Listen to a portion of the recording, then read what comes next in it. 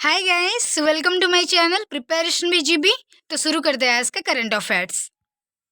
तो गाइस, आज का पहला क्वेश्चन, प्रत्येक वर्ष 20 नवंबर को देश में कौन सा दिवस मनाया जाता है?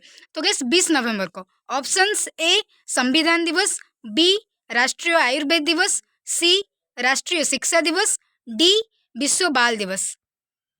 तो इसका आंसर है ऑप्शन डी, विश्व बाल दिवस। तो गाइस 20 नवंबर को वर्ल्ड चिल्ड्रंस डे मनाया जाता है और इसका थीम क्या है? तो इसका थीम है इस बार का इंक्लूजन फॉर एवरी चिल्ड्रन। ठीक है, इंक्लूजन फॉर एवरी चिल्ड्रन मतलब हर चिल्ड्रन को इक्वालिटी और पढ़ाई ये सारी सुविधाएं मिलनी चाहिए। ठीक है, और संविधान दिवस कब मनाया जाता है? तो ये मनाया जाता है 26 नवंबर को। और राष्ट्रीय आयुर्वेद दिवस ये 5 नवंबर को, और राष्ट्रीय शिक्षा दिवस ये 11 नवंबर को मनाया जाता है। और ये जो विश्व बाल दिवस ये 20 नवंबर को मनाया गया। ठीक है, नेक्स्ट, हाल ही में कौन सा देश स्टील का विश्व का दूसरा सबसे बड़ा उत्पादक बना है? मतलब स्टील उत्पादक में दूसरा सबसे बड़ा देश कौन बना है? तो ऑप्शंस ए चीन, बी भारत, सी पाकिस्तान, डी अमेरिका। तो इसका आंसर है ऑप्शन बी भारत। तो इस स्टील उत्पादन में भारत सबसे दूसरा बड़ा देश बना है। तो पहला कौन है? तो पहला है चीन। तो इस दुनिया में जितनी भी स्टील जो यूज़ होता है 57% सिर्फ चीन ही बनाता है। ठीक है, और उसके नीचे है भारत। नेक्स्ट, हाल ही में किसको पश्चिम बंगाल का नया राज्यपाल नियुक्त किया गया है? तो गैस पश्चिम बंगाल का अभी नए राज्यपाल कौन बन गए? तो options A C B Anand Bose, B Chakravarti Rajagopalachari, C Mamata Banerjee, D Harendra Kumar Mukherjee. तो इसका आंसर है option A C B Anand Bose. तो ये सी बी आनंद बोस अभी पश्चिम बंगाल के नए राज्यपाल बन गए। और जो ये चक्रवर्ती राजगोपालचारी ये कौन है? तो ये पश्चिम बंगाल के पहले गवर्नर थे, मतलब पहले राज्यपाल। और ममता बनर्जी वहाँ की जो मुख्यमंत्री, और हरेंद्र कुमार मुखर्जी ये पश्चिम बंगाल की तीसरे नंबर के राज्यपाल थे। नेक्स्ट, हाल ही में कोरोना के बाद देश में नई कंपनियां खुलने के मामले में कौन सा राज्य दूसरे स्थान पर है? तो गैस जो कोरोना के बाद जो नई कंपनियां जो खुली है तो दूसरे नंबर पर कौन है सबसे ज़्यादा कंपनी खोलने में? तो options A Maharashtra, B Uttar Pradesh, C Delhi, D Gujarat. तो इसका आंसर है ऑप्शन बी उत्तर प्रदेश। तो मतलब नई नई कंपनियां खोलने में उत्तर प्रदेश दूसरे नंबर पर है।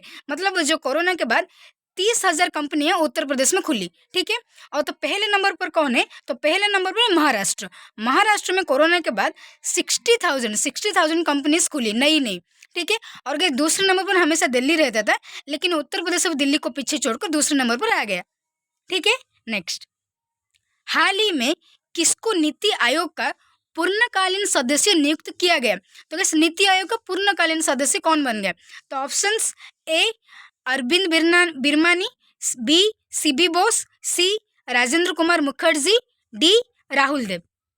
तो इसका आंसर है ऑप्शन ए अरविंद बिरमानी। जो अरविंद बिरमानी अभी नीति आयोग के पूर्णकालीन सदस्य बन गए। ठीक है, तो जो अरविंद बिरमानी ये पहले जो वित्त मंत्रालय के मुख्य आर्थिक सलाहकार भी थे, मतलब 2007 से 2009 तक।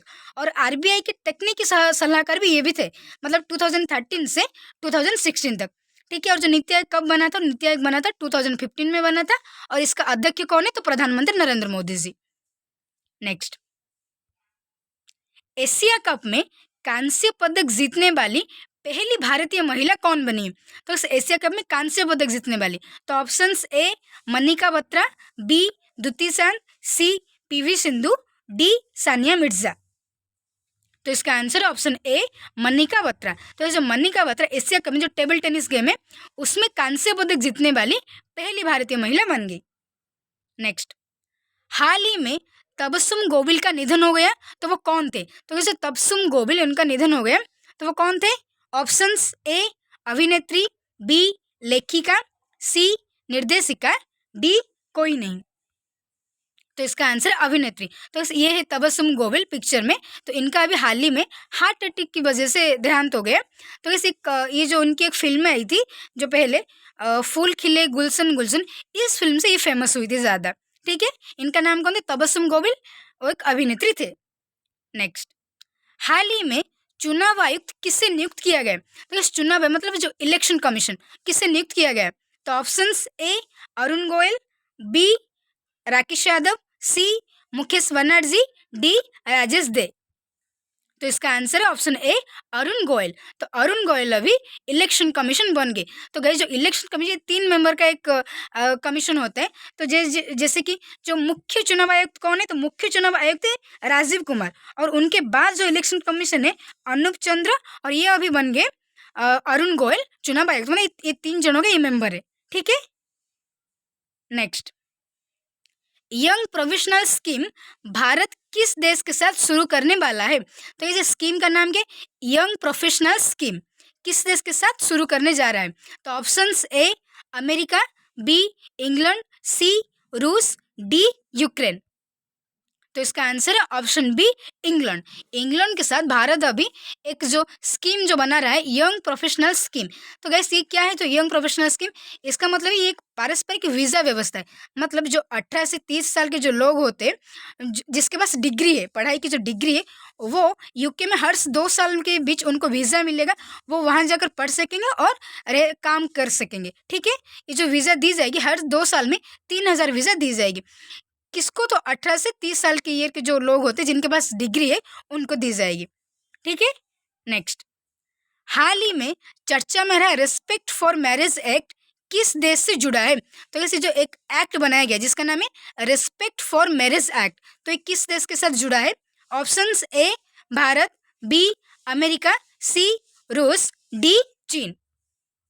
तो इसका आंसर ऑप्शन बी अमेरिका। तो इस अमेरिका ने अभी एक एक्ट निकाला है जिसका नाम है रेस्पेक्ट फॉर मैरिज एक्ट, इसका नाम है। तो इसका मतलब क्या है ना, जो रेस्पेक्ट फॉर मैरिज एक्ट निकाला गया, इससे जो सेम जेंडर के जो लोग होते हैं समलैंगिक, उनके विवाह के लिए ये मतलब जो भी मैरिज करते हैं समलैंगिक में, उनको एक संघीय सुरक्षा प्रदान की जाएगी।